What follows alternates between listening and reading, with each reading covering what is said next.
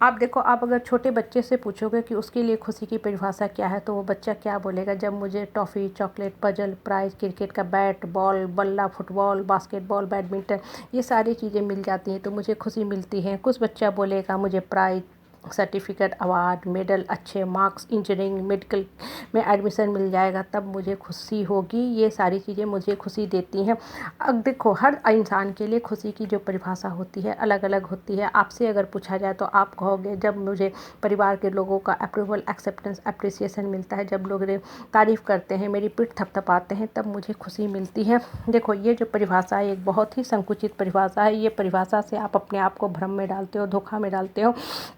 ये परिभाषा कभी भी आपको खुशी देने वाली नहीं है। अगर मुझसे पूछा जाए कि आपके लिए खुशी की डेफिनेशन क्या है, तो मैं कहूँगी कि मेरी खुशी की डेफिनेशन है जिस दिन मैंने अपने आप को खुश करना सीख लिया, अपने आत्मा के हिसाब से चलना सीख लिया, अपने आत्मबल को खुश करना, आत्मा को सही दिशा में ले जाना सीख लिया, उसी दिन मुझे सही खुशी मिल गई। जिस दिन मैंने अपने रिश्तेदारों को, परिवार के लोगों को खुश करना छोड़ दिया, मुझे खुशी ही नहीं मिली, इटर्नल ब्लिस मिल गई। कहने का मतलब है कि हर इंसान के खुशी का जो पैमाना होता है वो अलग अलग होता है। इसलिए कभी भी रिश्ते के बोझ से इतना मत दबते जाओ कि आपकी अपनी खुशी ही गायब हो जाए जीवन से।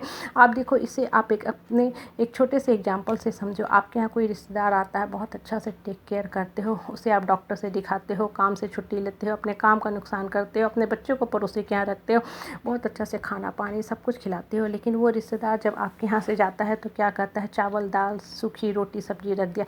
देखो, कहने का मतलब समझो, ये जो रिश्तेदार है उसकी मानसिकता क्या है। आपने उसको रोगी समझ के बहुत अच्छा से टेक केयर किया, हेल्दी खाना दिया, लेकिन उस रिश्तेदार की जो इच्छा थी वो थी कि चावल दाल सब्जी के अलावा चोखा, चटनी, अचार, भरुआ, भरता, पकौड़ा, कबाब, कचौरी सारे कुछ रखते हैं।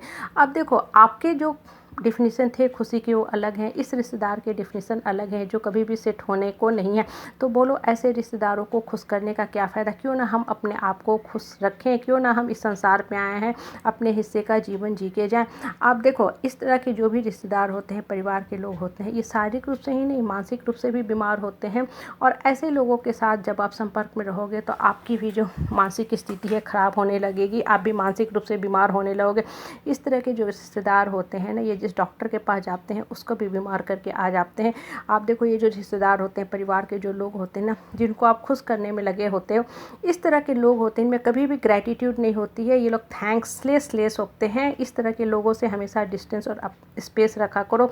इस तरह के लोगों का नेचर ही होता है कंप्लेन करना, घड़ी घड़ी कंप्लेन करेंगे। आपने बहुत अच्छा से टेक केयर किया, एक बोतल खून भी दिया, फिर भी ये नाराज़ रहेंगे, ये कहेंगे कि आपने एक बोतल ही तो खून दिया। कहने का तात्पर्य है कि आप अपने सारे शरीर का खून इनको दे देते, आप अपना पूरा जीवन इनके प्रति समर्पित कर देते, तब ये खुश रहते, जो कभी भी संभव है ही नहीं। तो फिर ऐसे रिश्तेदारों को बोलो खुश करने का क्या फ़ायदा? क्यों ना हम अपने मन को खुश करें, अपने आत्मा को खुश करें, अपने जीवन की दिशा को ऊपर उठाने में लगे, जिससे हमारा मानसिक स्तर भी ऊंचा उठता जाएगा।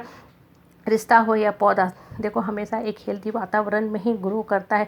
जिस रिश्ते में भावना, फीलिंग, इमोशन की कदर नहीं होती है, उस रिश्ते से हमेशा डिस्टेंस और स्पेस रखा करो। जो रिश्तेदार आपको फ्रस्ट्रेट करता है, डिप्रेस्ड करता है, डिस्टर्बेंस हमेशा में डालता है, मेंटली टॉर्चर करता है, इस तरह के नकारात्मक लोगों से दूर रहना ही बेहतर है। आप देखो, अभिमन्यु जो था एक बहुत ही शक्तिशाली योद्धा था, लेकिन जब उसने महाभारत के युद्ध में सारी ओर से कौरवों, दुर्योधन, दुशासन, द्रोणाचार्य, कर्ण, जयद्रथ ने अभिमन्यु को दबंगई करके उसके ऊपर चढ़ गए, तो अभिमन्यु की जो आवाज़ थी वो भी दबती चलेगी, उसकी आत्मा भी कुंठित होने लगी।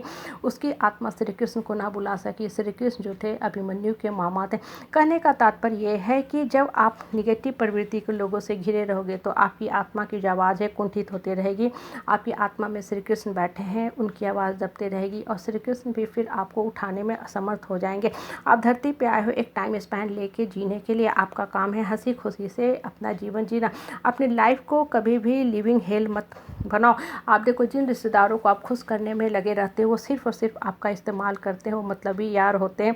आपको गूंगी बहरी गुड़िया बना के रखना चाहते हैं, कठपुतली की तरह आपको कंट्रोल करते हैं। लेकिन जिस दिन आपने अपने हिस्से का जीने का हक मांग लिया, आपने कह दिया एनफ इज एनफ, मेरा भी धरती पे अपना लाइफ स्पैन है, मैं हंसी खुशी से अपना जीवन जीऊँगी, अपने माइंड को किसी न किसी क्रिएटिव काम में लगाऊंगी। ये देखो, जो रिश्तेदार थे जो कल तक आपका पीठ थपथपाते थे, अब सामने ही आपका शिकायत करना शुरू कर देंगे, आपके विरोधी बन जाएंगे। कहने का मतलब है कि आप अपने जीवन के लिए वो काम करो जिससे आपका मानसिक स्तर ऊंचा होता है और वही आपको रियल हैप्पीनेस देता है। आप